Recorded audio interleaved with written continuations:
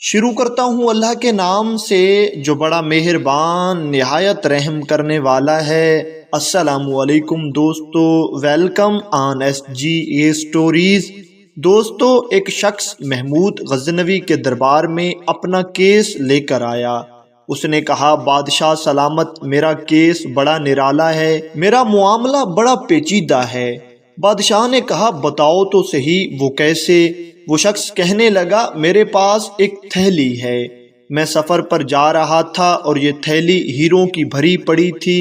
سفر پر جانے سے پہلے مجھے خیال آیا کہ یہ تھیلی مجھ سے کوئی چھین نہ لے۔ میں نے یہ تھیلا فلاں قاضی کے پاس بطور امانت رکھا۔ کچھ دنوں کے بعد میں واپس آیا ہوں، قاضی صاحب نے مجھے تھیلی واپس کی ہے، لیکن اس میں ہیروں کی بجائے کھوٹے سکے ہیں۔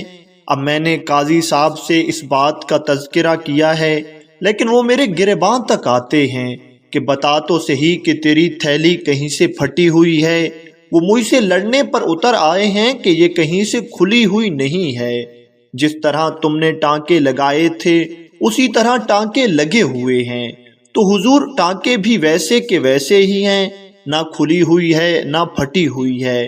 بادشاہ سلامت، اب میں لٹ گیا ہوں، میری عمر کی کل کمائی غرق ہو گئی ہے، کیا مجھے انصاف مل جائے گا؟ اور میں آپ کے دربار میں اس بات کی حلفاً گواہی دیتا ہوں کہ میں بالکل سچا ہوں۔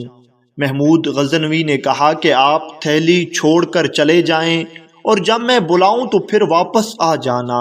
محمود غزنوی نے دربار برخاست کیا اور لوگوں سے کہا کہ میں 3 دن سیر کرنے جا رہا ہوں۔ جب سارے لوگ رخصت ہو گئے تو محمود غزنوی نے چھری منگوائی اور جس تخت پر وہ بیٹھتے تھے اس پر تکیہ پڑا تھا، تو بادشاہ نے اس کو پھاڑ ڈالا اور چھری جیب میں ڈال کر نکل گیا اور حکم دیا کہ میرے علاوہ دربار کے احاطے میں کوئی شخص داخل نہ ہو۔ اب جب صفائی کرنے والا آیا تو دیکھا کہ تکیہ تو پھٹا ہوا ہے۔ اس نے شور مچایا، پہرے دار بھی آ گئے، وزیر اور مشیر بھی حاضر ہو گئے۔ صفائی والے نے گھبراتے ہوئے کہا کہ وہ تو اس کو مار ڈالے گا۔ بادشاہ نے حکم دیا تھا کہ صفائی والوں کے علاوہ کوئی بھی نہ آئے۔ ادھر تو آیا بھی کوئی نہیں، پہلے ہی دن پھٹا ہوا ہے، وہ تو لٹکائے گا سب کو۔ شور مزید بڑھ گیا، سارے دربار کے ملازمین اکٹھے ہو گئے۔ ان میں سے ایک ملازم بولا کہ فکر نہ کریں، میں ایک ایسے شخص کو جانتا ہوں کہ وہ اسے اس طرح سیے گا کہ پھاڑنے والے کو بھی پتہ نہ چلے گا کہ یہ اس نے پھاڑا تھا۔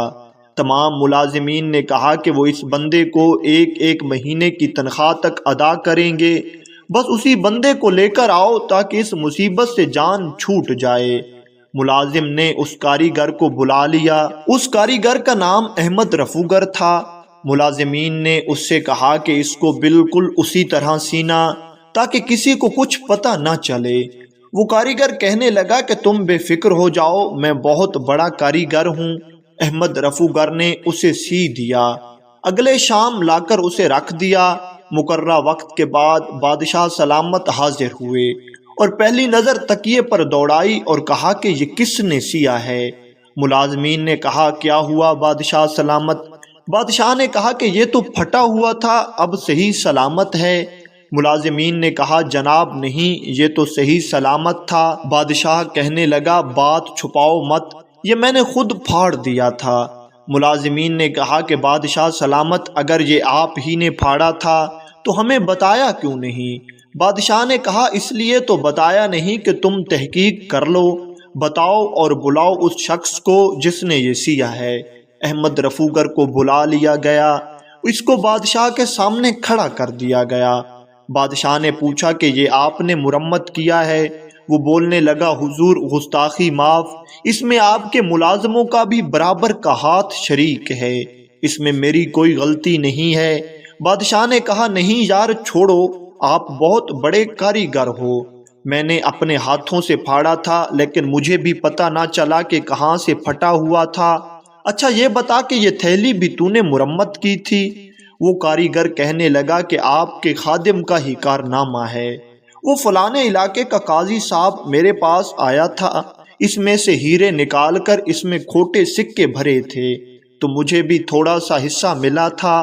محمود غزنوی نے تمام گواہ اور ثبوت اکٹھے کر لیے۔ پھر قاضی صاحب کو بلا لیا۔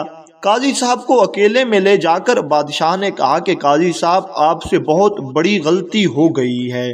وہ بیچارہ تو غریب آدمی تھا، اس کی ساری زندگی کی محنت تھی، اس نے مشکل سے کچھ ہیرے جمع کیے تھے، یہ تو اس کی کل کائنات تھی، اس کو اس کی امانت واپس کر دیں، بات ختم۔ قاضی صاحب نے کہا کہ جناب والا، آپ مجھ پر الزام لگا رہے ہیں، سوال ہی پیدا نہیں ہوتا، آپ میری داڑھی دیکھ لیں، آپ میرا اعزاز دیکھ لیں، دنیا جانتی ہے۔ بادشاہ نے کہا آپ انسان ہیں اور انسان سے غلطی ہو جاتی ہے، ہو سکتا ہے آپ سے بھی غلطی ہو گئی ہو، آپ غریب کا مال واپس کر لیں، بات ختم ہو جائے گی۔ قاضی صاحب نے کہا جناب آپ پھر الزام لگا رہے ہیں۔ بادشاہ نے کہا کہ میں تنہائی میں پوچھ رہا ہوں، آپ مان جائیں، ادھر کوئی نہیں اور آپ کو کوئی سزا بھی نہیں ملے گی۔ لیکن قاضی ڈٹا رہا۔ محمود غزنوی نے بھرے دربار میں اس کو بلا لیا، مجمع عام تھا، اس کو دوبارہ بلا کر پوچھا گیا کہ مانتے ہو کہ نہیں؟ اس نے کہا نہیں، میری غلطی ہی کوئی نہیں، تو پھر میں کیوں کر مانوں؟ بادشاہ نے حکم دیا کہ احمد رفوگر کو دربار میں بلایا جائے۔ جیسے ہی احمد رفوگر دربار میں آیا اور قاضی صاحب کی نظر احمد رفوگر پر پڑی، قاضی صاحب کی ٹانگیں کانپنے لگی، الفاظ ٹوٹنے لگے، زبان لڑکھڑانے لگی۔ محمود غزنوی نے کہا قاضی میں نے کہا تھا کہ بات مان جا، اب بول۔ جب قاضی کی گردن جھک گئی تو دربار کے حاضرین سمجھ گئے۔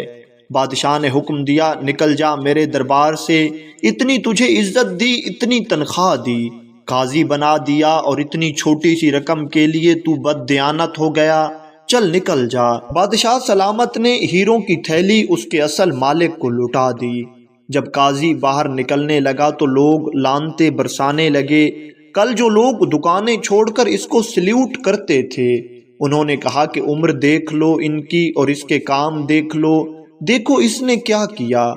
گھر گیا، بچے کہنے لگے ابا ہم تو سکول مدرسہ جانے کے قابل نہیں رہے، امید تھی کہ بیوی ساتھ دے گی۔ قاضی کی بیوی کہنے لگی کہ حضور اب میں کس منہ سے میکے جاؤں گی، عورتیں طرح طرح کی باتیں سنائیں گی۔ دوستو یاد رکھو کہ کامیابیوں کے بہت دوست ہوتے ہیں، کامیابیوں کے کئی وارث ہوتے ہیں، ناکامیوں کا کوئی ساتھی نہیں ہوتا اور ناکامیاں اکثر یتیم ہوتی ہیں۔ قاضی بھی اب ناکام ہو چکا تھا تو آہستہ آہستہ سب لوگ اسے چھوڑ چکے تھے۔ پہلے جو لوگ کہتے تھے کہ ہمارا رشتہ دار ہے، ہمارا جاننے والا ہے، لیکن جب قاضی شہر بدنام ہوا تو کوئی اپنانے کے لیے تیار نہ تھا۔ قاضی اپنی رسوائی دیکھ کر اندر کمرے میں چلا گیا، نہ بھوک کی فکر، نہ پیاس کا غم، نہ نیند آئی۔ صبح کو گھر والوں نے دروازہ کھول دیا تو دیکھا کہ قاضی صاحب فوت ہو چکے تھے۔